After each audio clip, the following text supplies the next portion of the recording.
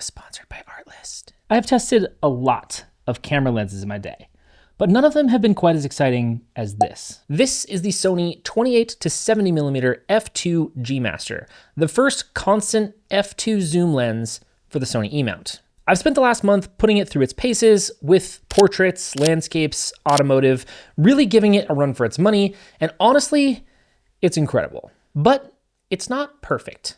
I think there are a few things that might annoy some folks about this lens, so let's get into it. All right, so Sony did send me the 28-70 to test out, but I don't get to keep it, and as always, they have no say in what I say, and they don't get to see this video before you do. In fact, when we get to some of these annoying things, I'll tell you a funny story that might mean this could be the last piece of gear that Sony sends me to test. So when discussing this lens, I think we have to start with the build, because when you look at it, I think your initial reactions are, this thing is a beast. But I'd say that honestly, that quickly disappears the second you pick it up.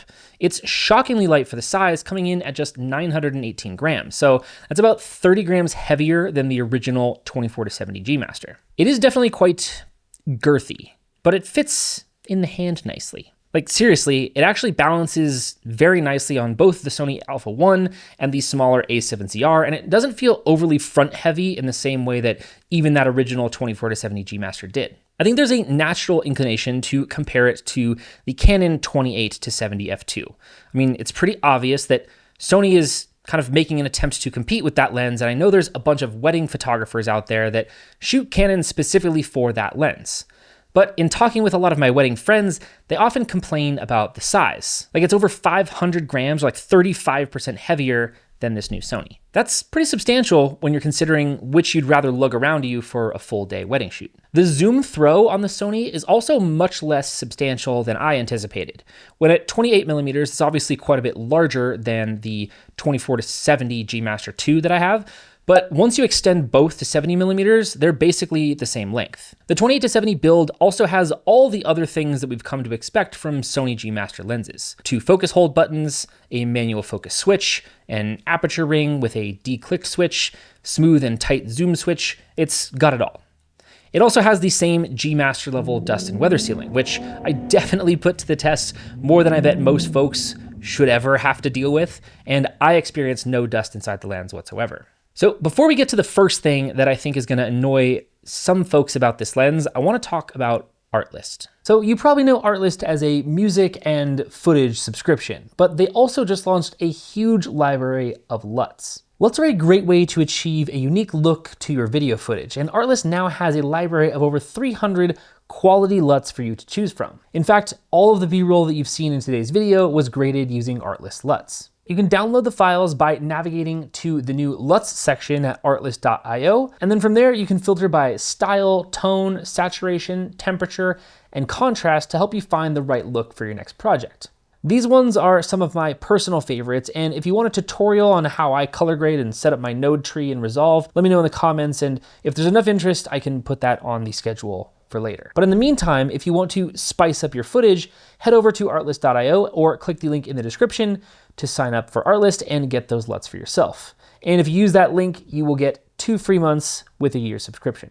Okay, so I think at this point, we have to address the elephant in the room, the filter size. Because of its girth, Sony wasn't able to use the G Master standard 82mm thread. And rather than going with the 95mm thread that the Canon has, Sony has instead opted for an 86mm thread. This might not seem like a huge deal, but it's honestly a pretty big headache. Seeing as this is a pro-level lens, I think it's safe to assume that if you're in the market for this lens, you probably already have a drawer full of 82mm thread filters. My first thought was, well, maybe I could step down from an 86 to an 82.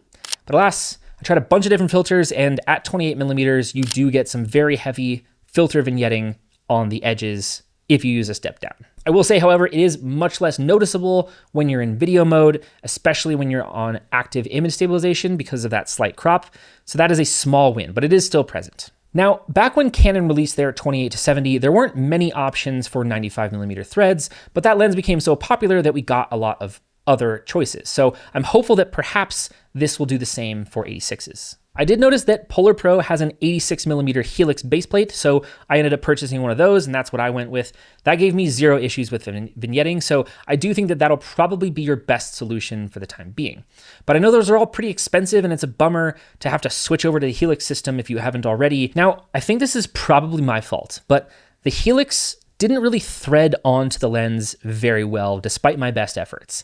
And I don't know if the threads were just messed up on the particular helix that I got, but the filter adapter ended up getting completely stuck on the lens, and I had to send it back with the filter thread still stuck on it. So Sony, if you're watching this, I am very sorry. All right, enough about this build stuff. How does this lens actually perform? Well, let's start with autofocus. Sony's got 4 XD linear motors in the 28-70. So that's the same that we get on the GM2 zoom lenses. Similar to those lenses, it's completely silent and just crazy accurate. I paired it with both the Sony Alpha 1 and the A7CR, and it was able to lock onto my model Erica's face perfectly, and her eye perfectly. And then when we were out in the desert, we made use of the car tracking on the A7CR, and again, it kept up perfectly, even with the fast-moving subject, high burst rates, dust flying everywhere, no issues. Being in native Sony lens, it can also keep up with the fast shutter on the A1 or the A9 III and do 4K 120 video, which is something that only first-party lenses to Sony can do. By the way, all the photos that you're seeing here are edited with my Everyday Essentials Lightroom presets. Those are free to download from the link in the description, but if you want a free way to say thank you, you could consider hitting subscribe. I also didn't notice any focus breathing, even with breathing compensation turned off, so it's great to see that Sony has fixed that from some of their older prime lenses. All right, so let's talk image quality. From the outset, I'd say this lens is probably the closest to prime level quality that I've ever seen from a zoom lens. Partially because we have that extra stop of f2 wide open, so it also gets you a little bit closer to that look that you get from a prime lens shot wide open, but from like a sharpness standpoint, I mean, like, look at these portraits. And these were taken on the Alpha 1, so 50 megapixel sensor, super sharp, tons of detail, and just a ton of background separation as well. Now, personally, I don't really love doing like sharpness chart type tests on my reviews. To me, real world tests are far more interesting, and in my mind, they're more useful than me sitting here being like, that A on the corner has slightly more distortion on the edges of the frame. I mean, like, it's boring.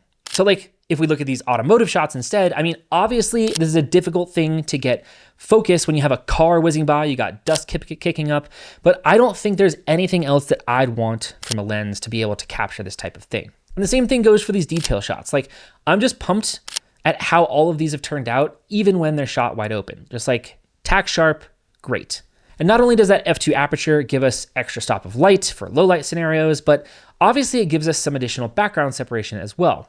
It has an 11-bladed aperture, and I find the bokeh to be super pleasing. It has a really nice round shape that does start to get a little bit cat's-eyed as you get closer to the edges.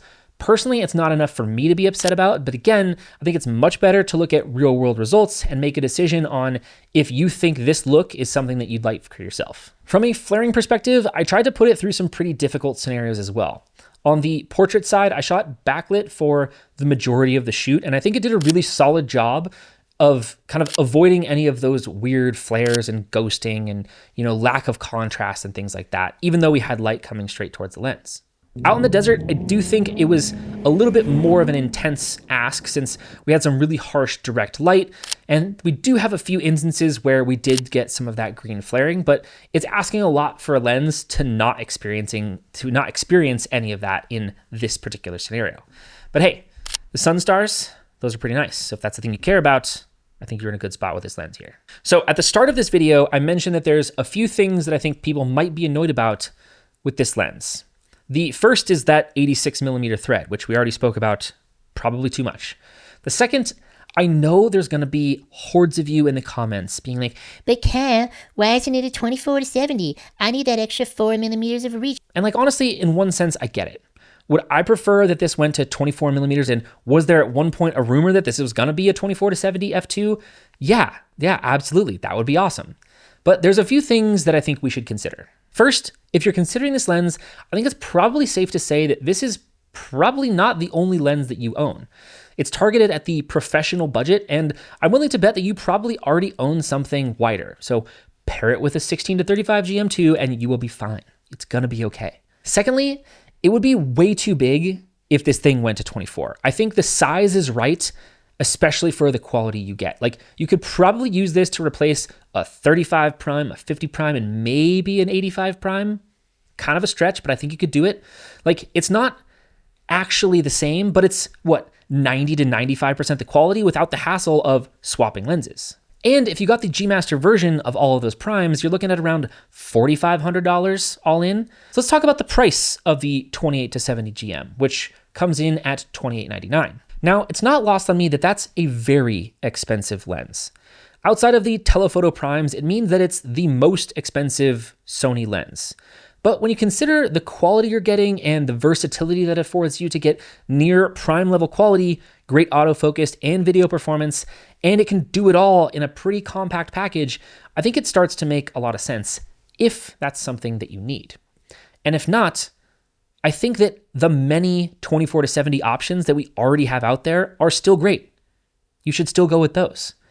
But what do you think? Do you want one? Do you think it's worth it? Let me know in the comments, and I'll see you in the next one. Peace.